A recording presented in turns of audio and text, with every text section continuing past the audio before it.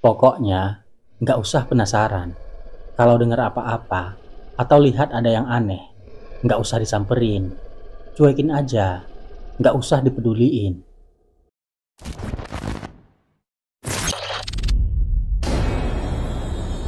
Assalamualaikum warahmatullahi wabarakatuh. Selamat datang kembali di Mistis Channel. Di video ini, saya akan membacakan sebuah tulisan dari Bri Story.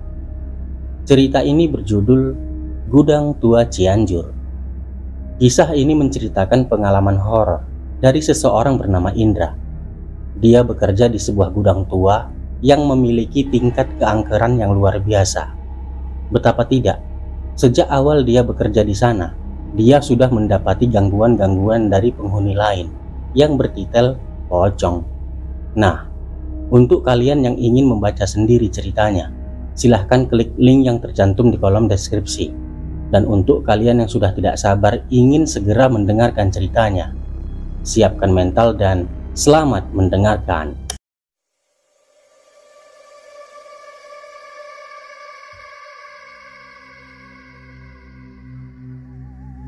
Mungkin penghuni lama hanya ingin berkenalan, menunjukkan eksistensinya kepada kita yang baru datang. Tapi seringkali, caranya sangat menguji nyali. Indra ingin berbagi pengalaman seram ketika bekerja di pergudangan tua di Cianjur. Emang begini keadaannya, tinggal dibersihin dikit aja, udah enak deh, kata Kang Ijal sambil cengengesan. Buset, ini sih udah kayak gudang gak keurus, berantakan banget, akan kerja keras aku membereskannya. Nanti, Mas tinggal di sini bareng Pak Roni, dia di kamar depan. Sekarang orangnya lagi mudik. Biasanya nanti malam atau besok pagi udah balik lagi ke sini, kata Kang Ijal lagi.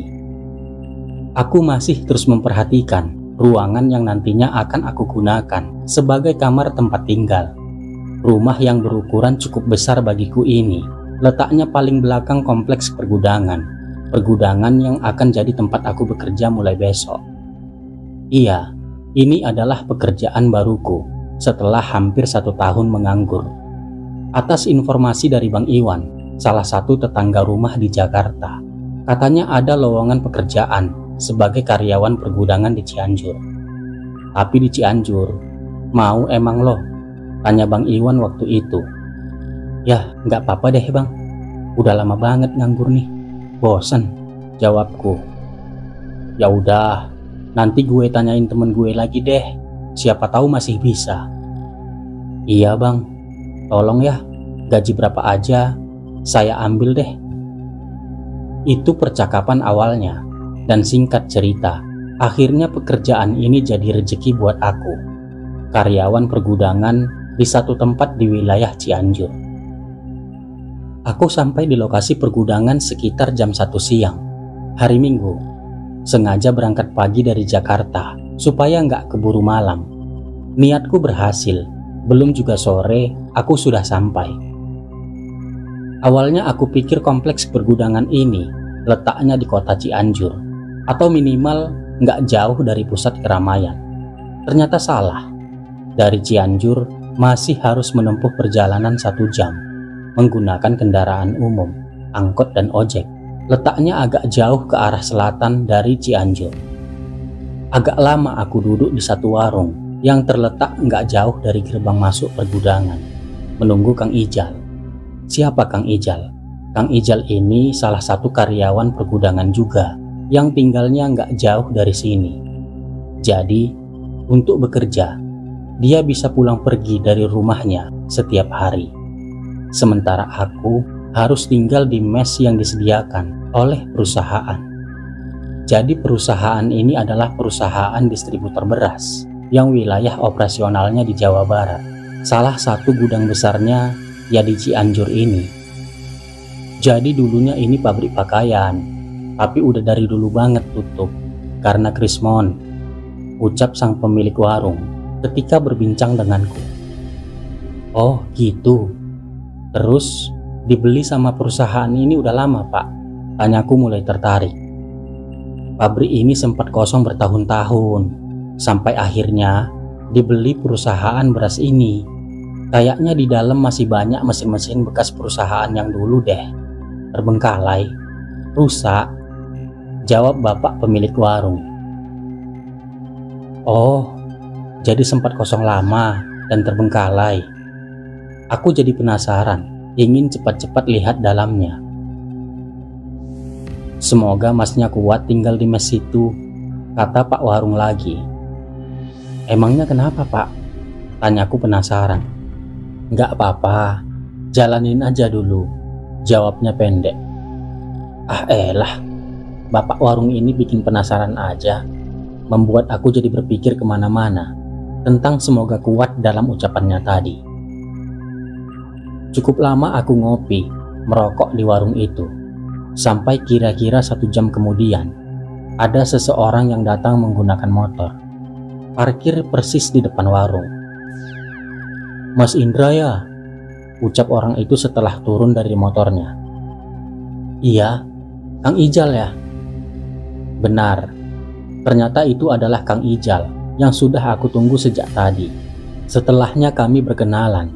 Sebentar berbincang masih di warung itu, sampai memutuskan untuk masuk ke pergudangan.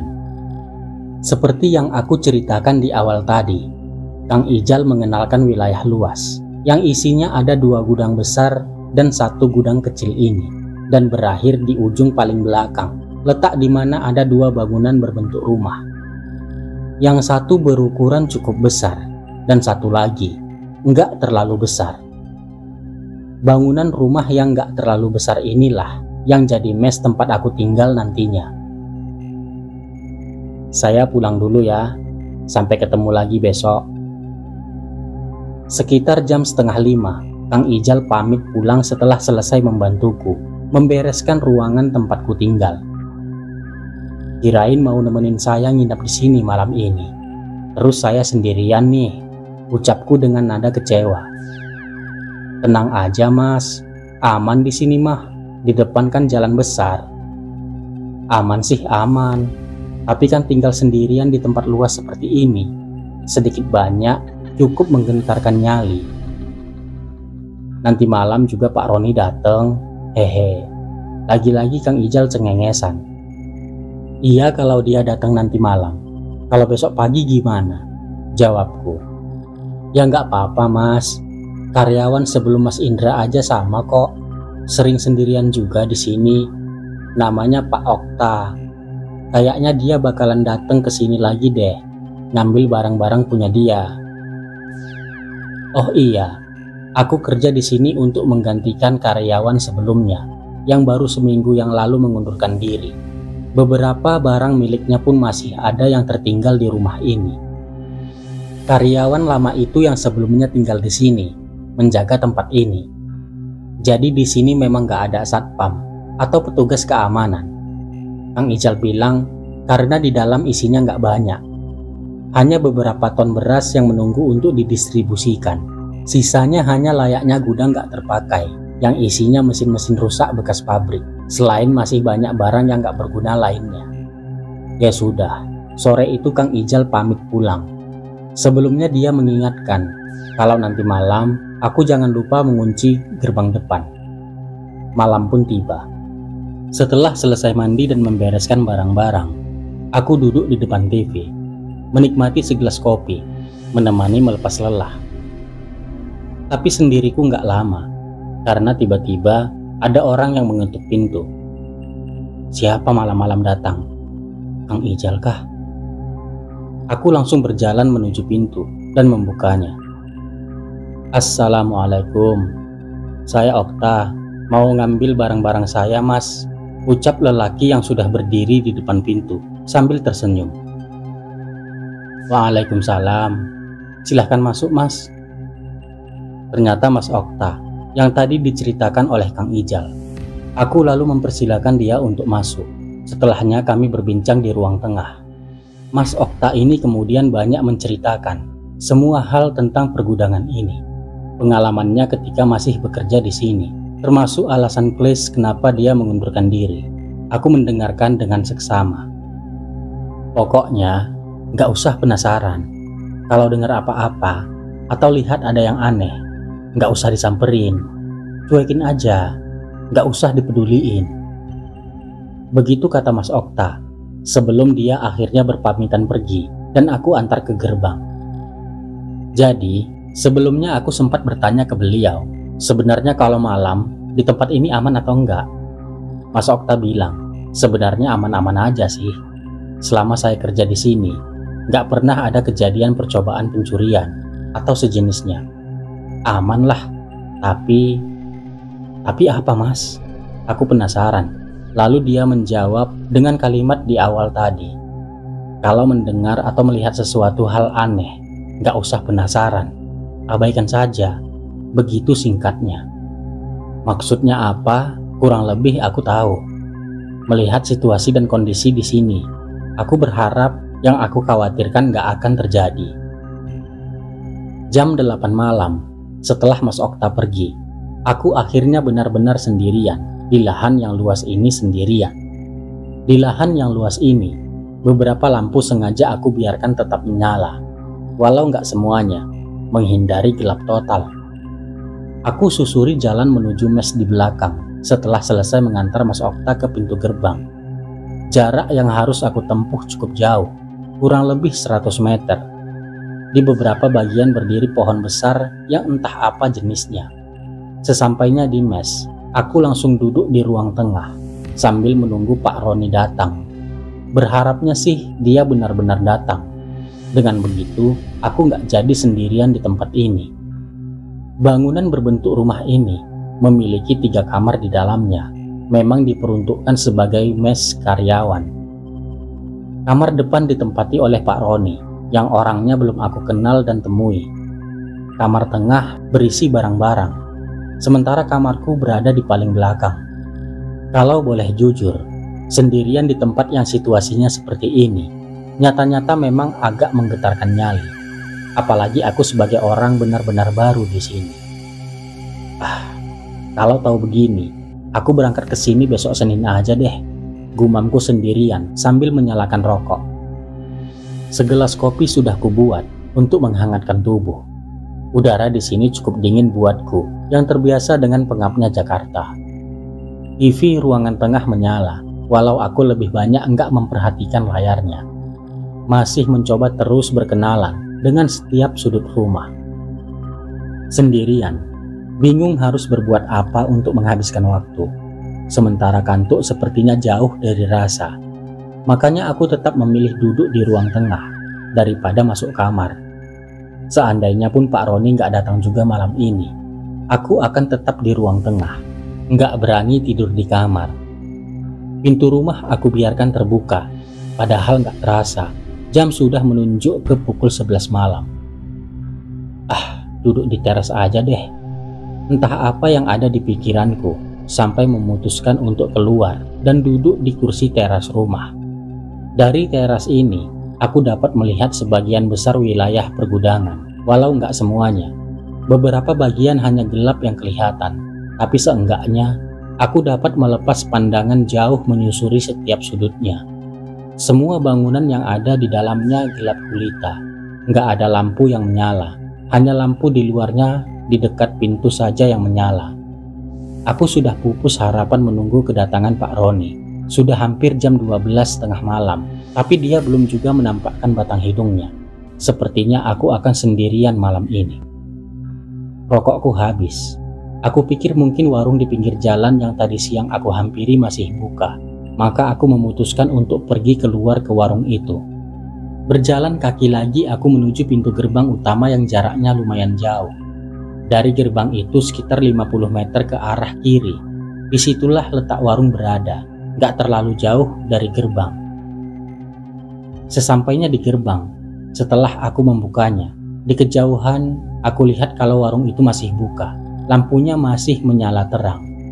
Syukurlah masih buka. Aku lalu melangkah ke sana.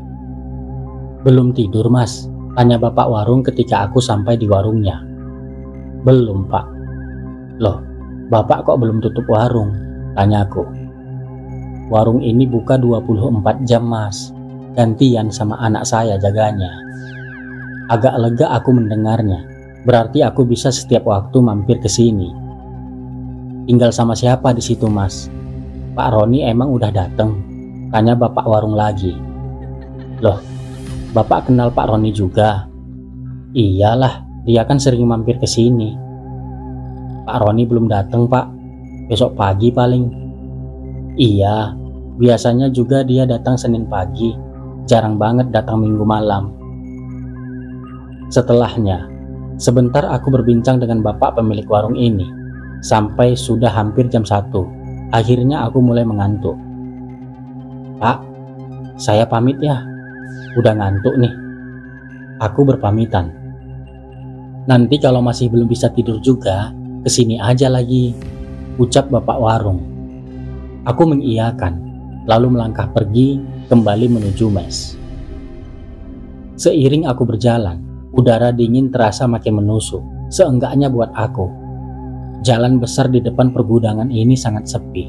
Jarang sekali ada kendaraan yang melintas. Lampu penerangan jalan juga minim, jadinya terbilang gelap. Aku langsung mengunci gerbang setelah sampai dan masuk ke dalam. Gedung pertama yang aku lewati adalah bangunan yang paling besar. Bangunan satu-satunya yang digunakan untuk penampungan beras. Dalamnya kelihatan gelap, hanya lampu depan saja yang menyala. Aku lanjut berjalan, nggak terlalu cepat melangkah. Bangunan berikutnya adalah bangunan yang ukurannya lebih kecil dari yang pertama, tapi masih cukup besar. Menurut Kang Ijal, bangunan ini enggak dipergunakan. Isinya hanya mesin-mesin rusak, peninggalan perusahaan lama yang sudah bangkrut, perusahaan yang menempati wilayah ini sebelumnya. Tapi ada yang aneh. Dari sela-sela jendela, aku melihat kalau isi dalam bangunan lampunya banyak yang menyala. Enggak terang benderang, tapi cahayanya sangat cukup untuk ada aktivitas di dalam. Bingung, aku lalu menghentikan langkah karena sebelumnya lampu dalam keadaan mati semua. Dan yang makin membuat aku kebingungan, aku mendengar ada suara-suara mesin yang sedang bekerja. Suara mesin yang sedang melakukan produksi. Kok ada suara mesin? Pikirku. Penasaran, aku lalu mendekat ke salah satu jendela untuk mencari tahu ada apakah sebenarnya. Benar, ada pemandangan sangat aneh di dalam. Beberapa mesin kelihatan bekerja, seperti layaknya pabrik yang sedang beroperasi, dengan lampu yang menerangi setiap sudut bangunan. Ada apa ini? Kok semua mesin menyala? Tapi, walaupun kelihatan sedang ada proses produksi, aku sama sekali nggak melihat ada satu orang pun di sana. Aku terus memperhatikan, melayangkan pandangan ke setiap sudut isi bangunan, melihat setiap pergerakan roda mesin yang berputar normal. Sama sekali nggak ada indikasi kerusakan. Hanya sebentar, mungkin cuma 1 atau 2 menit, kemudian semuanya seketika berhenti. Lampu tiba-tiba mati, berbarengan dengan deru mesin yang juga berhenti. Suasana langsung kembali gelap total dan sepi. Sekejap aku terkesima, kemudian perlahan berjalan mundur menjauh dari jendela. Aneh, sangat aneh. Entah kenapa, setelah itu, ada beberapa saat aku malah diam berdiri tanpa pergerakan, seperti terkesiap dengan peristiwa yang baru saja aku lihat. Saat inilah aku mulai mencium sesuatu. Indera penciuman menangkap satu bau yang awalnya samar, tapi lama-kelamaan menguat. Bau yang sangat khas, seperti bau kentang rebus. Iya, kentang rebus. Bau ini timbul tenggelam, ada saatnya samar dan menghilang, ada saatnya sangat menyengat. Tapi aku sangat yakin kalau ini memang bau kentang rebus. Seperti tersadar dari lamunan, aku langsung bergerak melangkah menuju mes di belakang. Di sini nyaliku mulai goyah, makin merasa ada yang gak beres. Di antara bangunan kedua dan ketiga, ada jalan kecil yang memisahkan. Jalan aspal ini hanya bisa dilalui oleh satu kendaraan saja. Ketika sedang melewati jalan ini, aku menoleh ke arah kiri.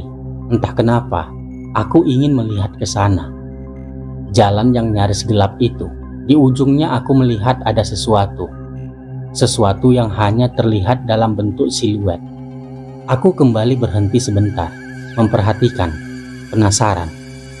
Siluet ini awalnya seperti batang pohon yang berdiri tegak, Tapi lama-kelamaan, setelah aku perhatikan dengan lebih seksama lagi, ternyata bukan. Sontak, tubuhku kaku. Sejenak menahan nafas, karena jaraknya yang gak terlalu jauh. Gak memakan waktu lama, akhirnya aku dapat memastikan bentuk siluet itu. Akhirnya aku dapat melihat bentuknya dengan jelas. Di ujung jalan itu, berdiri sosok pocong. Walau masih berbentuk siluet, namun sangat jelas. Aku terpaku sebentar, gak bisa bergerak, terkesima, ketakutan. Awalnya, siluet pocong itu hanya diam seperti sedang memperhatikan. Tapi beberapa detik berikutnya, sosok seram itu terlihat bergerak mendekat ke arahku. Melihat pergerakan itu, aku langsung berlari. Bukan menuju mes, tapi menuju pintu gerbang depan. Aku memutuskan untuk lari keluar, menuju warung bapak tadi. Akhirnya, sisa malam aku habiskan di warung itu, nggak berani masuk lagi ke pergudangan. Selesailah teror pertama di pergudangan tua ini. Dimulailah aku bekerja normal. Pak Roni memang akhirnya datang pada Senin pagi. Ternyata, di pergudangan ini ada 5 orang karyawan, termasuk aku, Pak Roni, dan Kang Ijal. 2 lagi adalah Norman dan Setia, yang sama seperti Kang Ijal. Mereka nggak menginap di mes, tetapi pulang hari, karena memang rumahnya masih di sekitar Cianjur juga.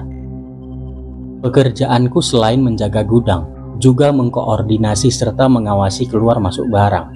Semua aku catat untuk nantinya dibuat laporan. Kurang lebihnya seperti itu.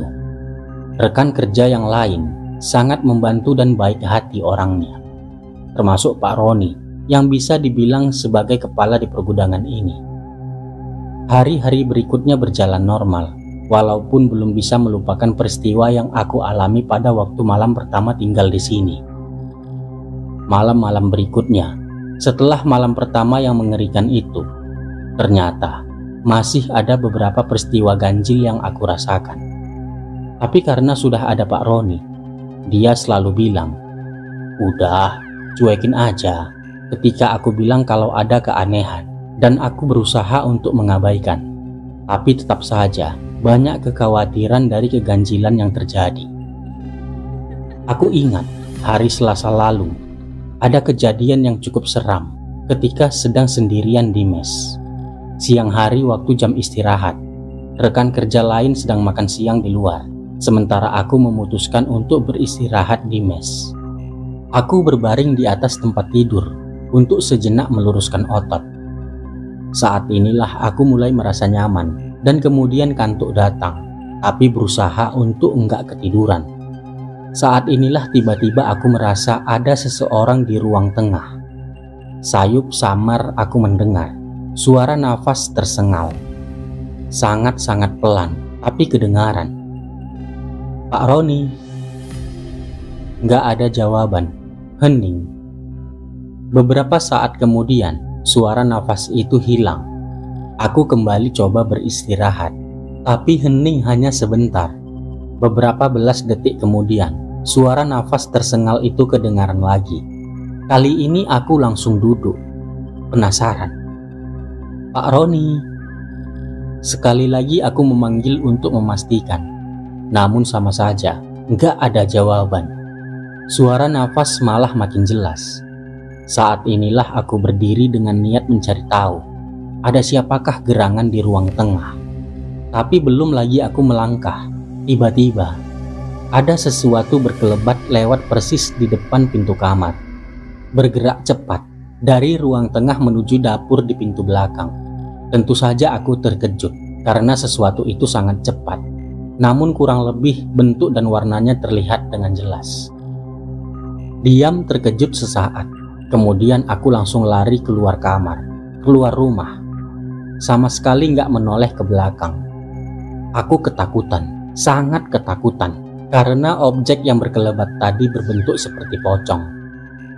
Itu kejadian pada siang hari bolong. Gimana kalau malam hari coba? Beberapa kali mencium bau yang sebelumnya sudah aku hirup di sini. bau kentang rebus. Tapi aku berusaha mengabaikan, mengikuti saran Pak Roni. Sungguh banyak cobaan di beberapa hari pertama bekerja di pergudangan ini. Aku yang pada dasarnya bukan lelaki pemberani, jadi makin ciut nyali. Sempat berpikir untuk menyerah dan berhenti saja dengan adanya banyak keseraman yang terjadi. Tapi Pak Roni sedikit banyak menguatkan aku. Seenggaknya 1 minggu pertama, aku masih kuat. Hari berganti, tak terasa sudah hari Kamis. Kebetulan, hari Kamis ini ada banyak bongkar muat. Dari pagi sampai sore pergerakan isi gudang terus-menerus terjadi. Hari yang cukup melelahkan. Pak Roni pulang besok kan? Tanyaku ketika pekerjaan sudah hampir selesai. Iyalah, kasihan anak istri saya kalau ditinggal lama-lama, jawabnya. Atau saya juga pulang ke Jakarta deh, gak mau di sini sendirian. Loh, kok gitu? Kan enak di sini. Jakarta jauh loh, nanti kamu capek. Aku memutuskan untuk pulang juga besok sore. Aku gak mau bermalam sendirian lagi di sini. Gila. Tapi ya terserah kamu. Saya sih gak apa-apa kalau kamu mau pulang. Pak Roni mengizinkan. Makasih ya Pak. Seminggu sekali saya pulang ya Pak. Oke, iya.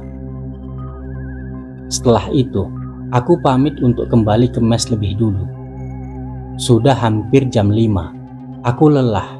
Ingin cepat-cepat mandi dan beristirahat. Tapi mungkin karena sudah terlalu lelah, sesampainya di mes, aku malah langsung ketiduran di kamar, gak sempat mandi. Aku terjaga, belum tahu sudah jam berapa, kamar dalam keadaan gelap. Aku mengucek-ngucek mata sebentar, lalu menoleh ke arah pintu. Dari sela lubang angin, kelihatan kalau ruang tengah lampunya menyala terang.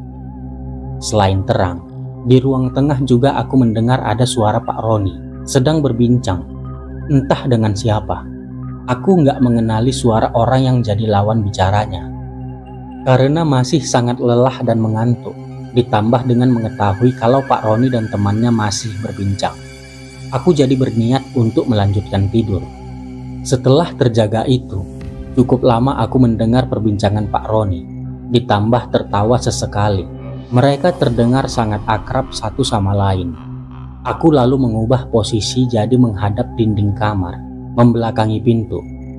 Yang awalnya berniat untuk melanjutkan tidur, tapi akhirnya cukup terganggu dengan perbincangan di ruang tengah itu.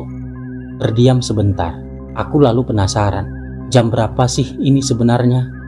Kuraih ponsel yang ada di atas kasur juga, lalu melihat ke layarnya. Ternyata sudah jam 12 lewat tengah malam. Dan ketika sudah membuka ponsel inilah, aku melihat kalau ada pesan masuk. Ada pesan masuk dari Pak Roni. Pesan masuk dari Pak Roni? Kan orangnya ada di ruang tengah. Penasaran, lantas aku langsung membuka pesan itu. Tercatat kalau pesan masuk ke ponselku pada pukul 8 malam tadi. Aku makin penasaran, apa sih isi pesan dari Pak Roni ini? Indra, maaf, saya harus mudik mendadak karena anak saya sakit. Saya pulang sekarang ya. Begitu isinya. Kalau memang Pak Roni sudah pergi dari jam 8 tadi, lalu siapa yang sedang berbincang di ruang tengah? Refleks aku langsung menoleh ke pintu. Ternyata setelah aku lihat kali ini, ruangan tengah sudah dalam keadaan gelap.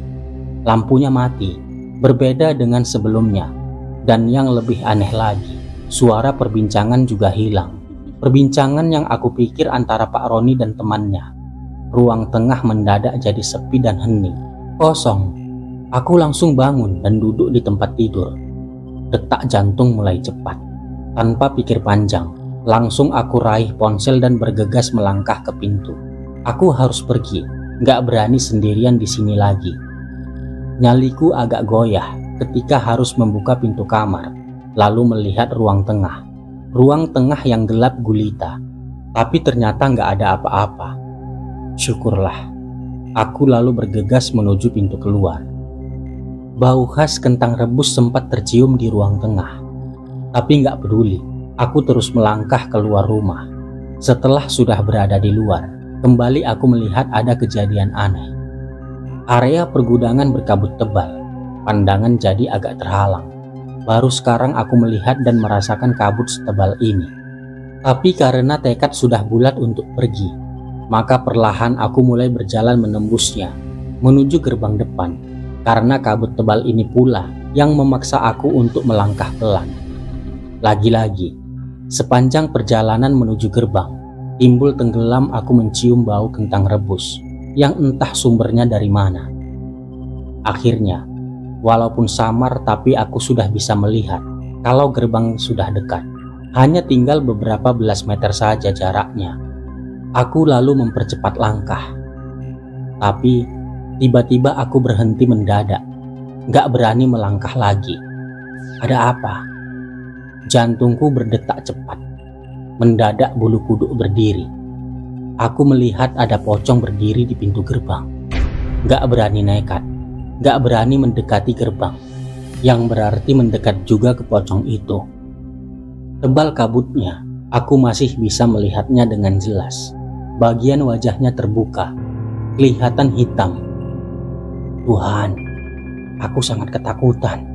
Akhirnya aku memilih untuk mundur, melangkah kembali menuju mes di belakang. Itu satu-satunya opsi yang ada. Tekadku makin menjadi untuk balik lagi ke mes, ketika melihat sosok pocong seram itu ternyata mulai bergerak. Bergerak melayang menuju ke arah aku. Aku ketakutan, lalu nekat berlari menembus gelapnya kabut. 1-2 kali aku terjatuh karena pendeknya jarak pandang. Tapi ketika menoleh ke belakang, ternyata melihat kalau pocong itu masih mengikuti. Aku langsung bangun lagi dan lanjut berlari. Akhirnya aku sampai juga di mes, membuka pintu lalu menguncinya dari dalam. Kemudian buru-buru masuk kamar. Di kamar, masih dalam ketakutan yang teramat sangat, aku berbaring di tempat tidur menghadap dinding, membelakangi pintu. Aku gak berani menatap ke situ. Nyaris menangis ketika tiba-tiba lagi-lagi tercium bau kentang. Bau kentang yang makin lama makin menyengat. Aku masih terus menghadap dinding, gak berani melihat ke arah lain. Bau kentang makin kuat, sudah ke taraf mengganggu, yang membuat aku akhirnya lagi-lagi berniat untuk nekat keluar rumah. Tapi ketika hendak turun dari tempat tidur, gerak tubuhku terhalang sesuatu. Ada sesuatu yang mengganjal di punggung. Apa yang mengganjal dan menempel di punggung? Guling? Bukan, karena aku nggak memiliki guling. Bantal pun hanya satu. Lalu apa yang mengganjal ini? Perlahan aku membalikkan badan, memberanikan berdiri, walau ada sesuatu di belakang yang mengganjal menghalangi. Akhirnya aku bisa melihat semuanya ketika sudah berhasil membalikkan badan. Ternyata ada sosok pocong yang sedang terbaring di sebelahku. Kain kafan kusamnya terlihat jelas, walau kamar dalam keadaan gelap. Kali ini jantung seperti berhenti. Untuk bernapas pun aku nggak berani. Amat sangat perlahan aku bergerak turun dari tempat tidur, sementara pocong tetap terbaring diam. Sungguh sangat menakutkan. Pelan-pelan tapi pasti aku terus bergerak, sampai akhirnya berhasil turun dari tempat tidur, lalu berjalan cepat menuju pintu. Sesampainya di pintu, entah kenapa aku malah refleks menoleh ke tempat tidur. Sangat menyeramkan. Ternyata pocong sudah berubah posisi menjadi duduk, bukan rebah lagi. Wajahnya yang kelihatan hitam menatap aku dalam gelap, tercekat. Untungnya aku masih punya energi untuk lari keluar rumah. Setelah sukses berada di luar, aku lalu lanjut berlari menembus tebalnya kabut menuju gerbang depan. Terus sampai akhirnya sukses, tiba di gerbang tanpa ada gangguan lagi. Lagi-lagi, warung pinggir jalan jadi penyelamat. Malam itu kembali aku habiskan di luar pergudangan. Gak berani masuk lagi. Selesailah teror malam itu. Setelahnya, aku berusaha untuk tetap terus bekerja. Tentu saja masih banyak kejadian seram yang meneror setiap hari. tapi hanya sebentar. Akhirnya aku nggak tahan. Hanya kuat 1 bulan aku bekerja. Setelahnya aku mengajukan pengunduran diri, lalu pulang ke Jakarta.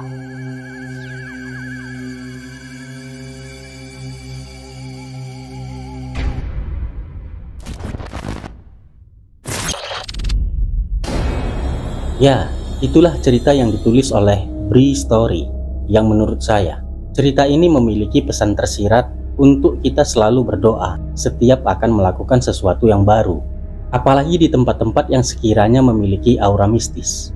Sudah seharusnya kita berdoa dan ucap-ucap permisi pada mereka yang mungkin telah lebih dulu menunggu tempat itu.